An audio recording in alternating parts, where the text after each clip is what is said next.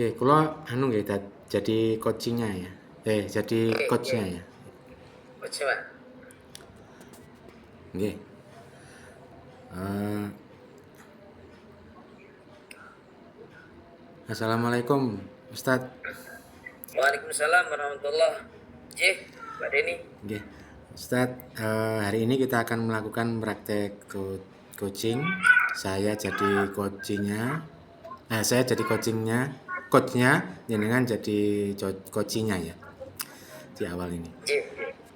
Ustadz, bagaimana eh, kendala yang Ustadz alami pada beberapa hari terakhir, baik itu di sekolah atau di lembaga pesantrennya, mungkin bisa sharing, Ustadz. Ya Pak, terima kasih Pak Denny atas kesempatan untuk melaksanakan kegiatan coaching ini.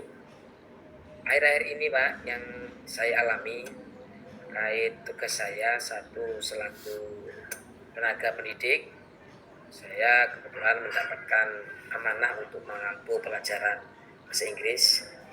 Yang kedua, juga saya selaku pengurus di pesantren.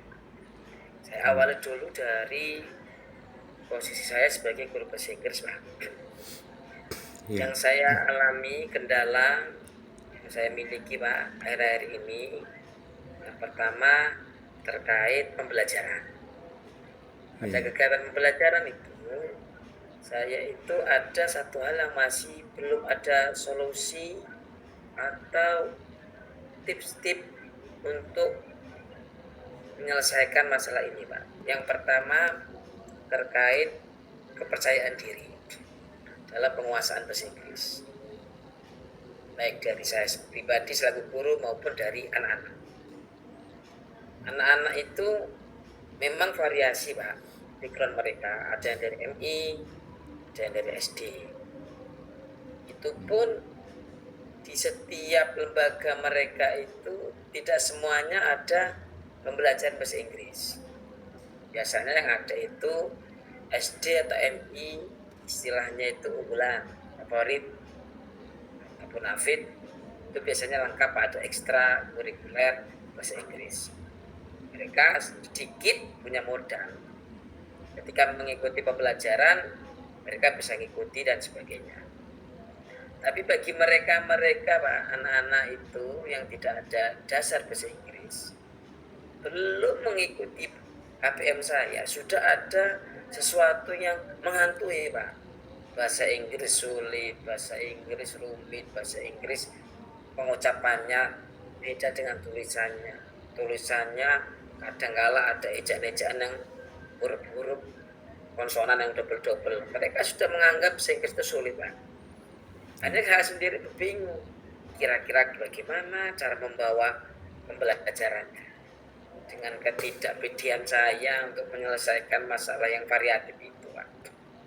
Itu yang terkait pembelajaran bahasa Inggris, Pak. Kira-kira mungkin Pak Denny ada sharing-sharing yang bisa membesarkan hati saya, bagaimana cara menyelesaikan membawa anak-anak ini biar satu apa, Pak? Satu pandangan, satu apa nih, mindset bahwasanya bahasa Inggris itu mudah ketika kita pelajari bersama dengan senang, dengan apalah Pak istilahnya, Pak.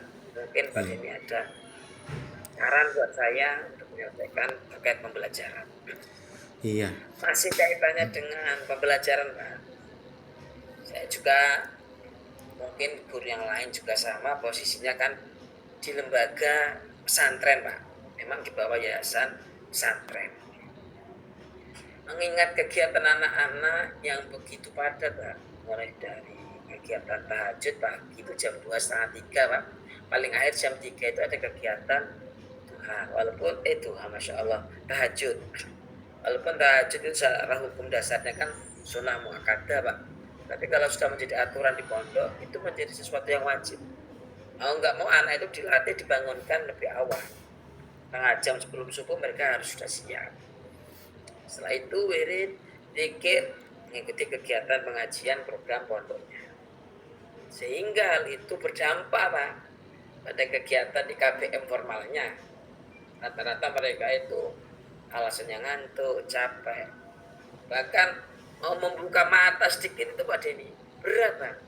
Saya itu juga sisi lain juga kasihan, mungkin dia payah, tapi sisi lain saya juga ada kewajiban untuk mengajari mereka supaya hasilnya signifikan dan sebagainya.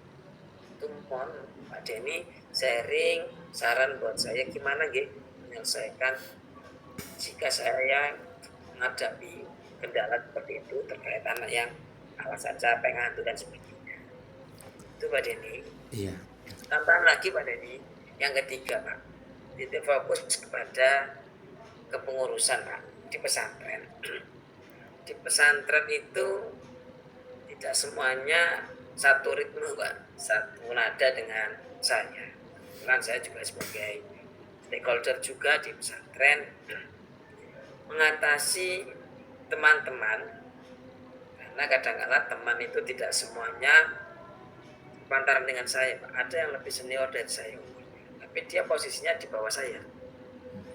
Kira-kira Pak Denny, lebih mengutamakan mana yang antara tingkah rasa menghormati senioritas dengan memaksimalkan kinerja sesuai dengan tupoksi Pak. Kadang-kadang saya itu juga ada sungkannya, mungkin dia itu dulu pernah ngajar saya, mungkin dia itu pernah berjasa dengan saya, tapi di sisi lain perkembangan zaman kebetulan saya yang dipercaya oleh Romo Yai oleh yayasan untuk menjadi atasan beliau. Kira-kira langkah apa Pak yang harus saya lakukan supaya mereka tidak tersinggung, supaya mereka tidak merasa disulati begitu Pak Denny. Oh iya. Kaitan dengan pesantren Pak Denny. Nggih. Mohon Pak Denny barangkali ada saran, masukan-masukan terkait 3 hal yang saya alami tadi Pak Denny. Iya. Ngoten Pak Denny. Iya. Oh, Oke, terima kasih Ustadz. Jadi Ustadz, saya kira untuk yang pertama tadi, saya kira Ustadz yang sudah dilakukan Ustadz itu sudah sangat baik sekali.